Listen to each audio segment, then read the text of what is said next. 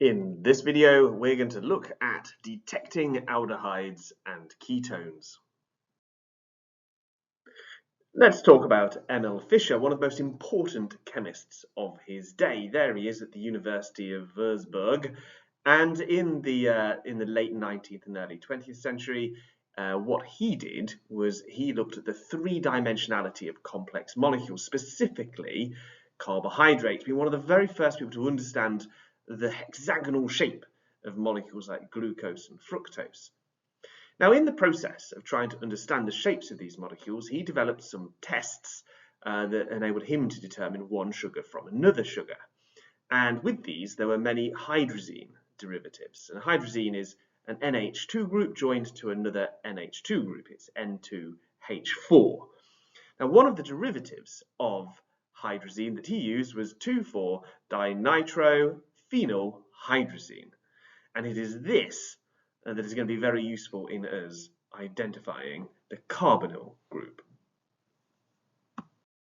About 100 years later, this gentleman here, Oscar Brady, working at UCL, he was exploring ways to make a test for various different carbonyl compounds.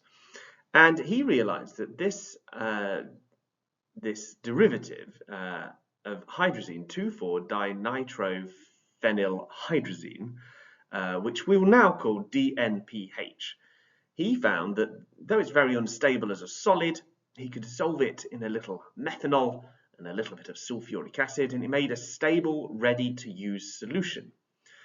And we now call this Brady's reagent after him.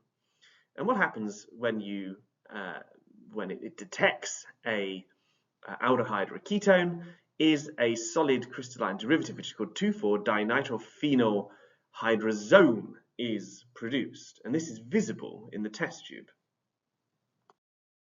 So 2,4-dinitrophenylhydrazine, first of all, it has got that aromatic ring in the center. And then coming off that, we've got two NO2 groups. You can see them just there. And then finally, we have this hydrazine group. And you can see it is always adjacent to one of the NO2 groups. Now, when formed, it forms a kind of oily looking liquid. To prepare it, normally it is like partially dissolved. In a chemistry prep room, you might find it as almost like a kind of slush. It is kept wet at all times. And then what you need to do is with a little bit of phosphoric acid, you dissolve it in, and it might take 10 to 15 minutes, and you need to wait for it to be completely dissolved. Once dissolved, you can make up with a small amount of ethanol, stir to mix it. Now this is, it's corrosive, so you'll have to wear goggles and gloves. It's also flammable because you've added methanol to it. However, there is a significant other risk associated with Brady's reagent. If we take a look at this, not only is it flammable, harmful, irritating to skin and eyes, when it comes into contact with oxidizing agents such as metal oxides, it will undergo vigorous explosion.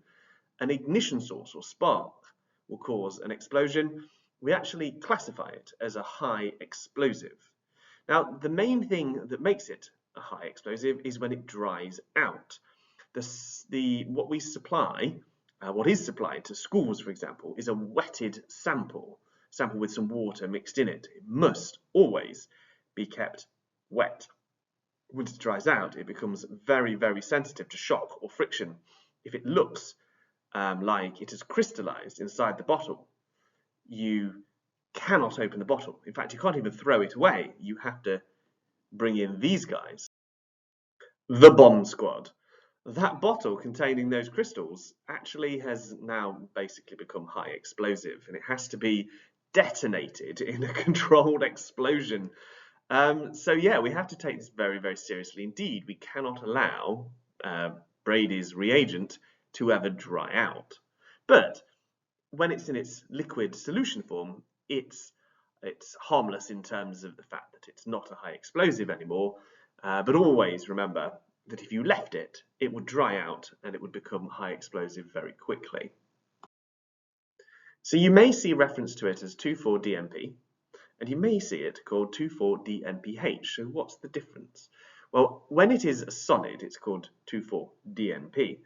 When it is in solution, it's called 2,4-DNPH. And the reason is that in solution, the NH2 group becomes protonated. So it basically becomes NH3+. So the correct name for this is 2,4-dinitrofenylhydrazinium, which is very difficult to say. So the H is the hydrazinium ion that is on the end. But basically what happens is this liquid, 2,4-DNPH, when you add a carbonyl group to it, the carbonyl group actually joins on to one of the NH2 groups, and so it joins on just like this, as you can see in the diagram. The key thing is that this is a solid, whereas the original both things were a liquid. And so what we're going to see is a precipitate form, but only when the carbonyl group is present. We need that double bond to the oxygen and the H2 group to leave as H2O, and then the carbon bonds straight onto the nitrogen with a double bond. And that there forms a compound which is a solid, and we see precipitate out. So the 2,4-DNPH, a derivative of hydrazine, becomes this hydrazone once the reaction has taken place. The hydrazine reacts with the carbonyl group, and nucleophilic addition-elimination reaction occurs. Basically, this is where water is removed in order for the chemical to bond. It's sometimes called a condensation reaction because of this. So we have now found a test that tells us if a carbonyl group is present. Now, of course, how do I know what sort of carbonyl? Is it a ketone or an aldehyde? How long is the chain length? Both of these things. Well, in terms of that second point, how long is the chain length? Well, we can figure that out. You see, if we filter the precipitate so that we've got that solid sample left over, allow it to crystallize, we'll find that that has a different melting point depending on the carbon chain length. Now, you can see here there are some that are very close together. We would not be able to tell the difference between propanal and pentane-3-one because they have the same melting point. But other ones we could tell the difference by carefully measuring the temperature at which they melt. We probably won't be doing this for the main reason that as soon as it is dried out, as I said before, it becomes potentially a high explosive. So this is not something we necessarily will be repeating in the lab. So how do we then tell the difference between an aldehyde and a ketone? Well, Bernhard Tollens, here he is there, he worked at the University of Göttingen, and what he did in the late 19th century was he was studying different sugars and their oxidation reactions, and he developed this test directly to tell whether or not it was a ketone or an aldehyde. He made a reagent consisting of silver nitrate dissolved in ammonia. We now call this Tollens reagent. The apostrophe goes after the S because even though it belongs to Tollens, his name contained an S at the end. So get the apostrophe in the right place when you're writing this reagent down. And so this is it. It's silver nitrate, AgNO3, dissolved in a little bit of water. And what you might find is you might get a little bit of a silver oxide forms when you dissolve it in the water. A little bit of ammonia redissolves that precipitate, and you want to add just enough so that the precipitate has gone away completely. And there we can see it now contains these ions, these AgNH32 plus ions. The procedure is very specific, and that's because you want this to work. It also contains ammonia, which isn't very pleasant. So we add some silver nitrate into a clean test tube, a small drop of sodium hydroxide, which will make the precipitate form, and then we add a little bit of 1 molar ammonia. And so this is not very nice. We don't want to breathe this in, so we want to do it in a well-ventilated space. Then, once we've got that, that's our Tollens reagent made. We add 2 to 3 drops of the suspected aldehyde, and then we stand the test tube and its contents in a beaker that's half filled with hot water from the kettle, not hotter than 70 degrees, otherwise it doesn't work. And within a few minutes, a silver mirror should form on the inner surface of the test tube.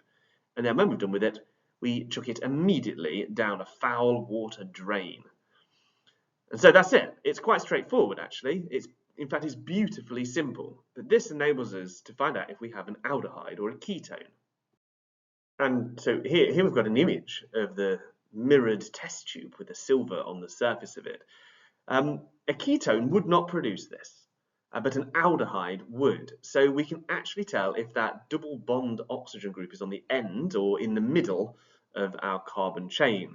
Now, when it's on the end, when it's an aldehyde, it undergoes this reaction. Now, what it does is the Tollens reagent oxidizes the carbonyl group when it's on the very end. It's easily oxidized because it's in that exposed position. The silver ion in the reagent is reduced to metallic silver in the process. Ketones lack that reactivity because that oxygen group is in the middle of the chain. So therefore, it is resistant to Tollens reagent under normal conditions. Of course, if the temperature went too high, then what would happen is we would find that ketones would do this. And so that's why we have to limit the temperature. If we want to distinguish between the aldehyde and the ketone, we keep it in a temperature range where it will be sensitive to discriminating the difference between the two. So the actual mechanism itself is a redox reaction. What we find is the aldehyde is oxidized, forming a COOH group. So a carboxylic acid, methanoic acid, for example, in this case, when methanol is the aldehyde. What happens to the silver ions is they gain the electrons. And so in gaining the electrons, they suddenly become silver, not an ion. And then so what happens is, as a solid, they then stick to the surfaces on the inside of the test tube, allowing you to know that it was an aldehyde that was present in the first place.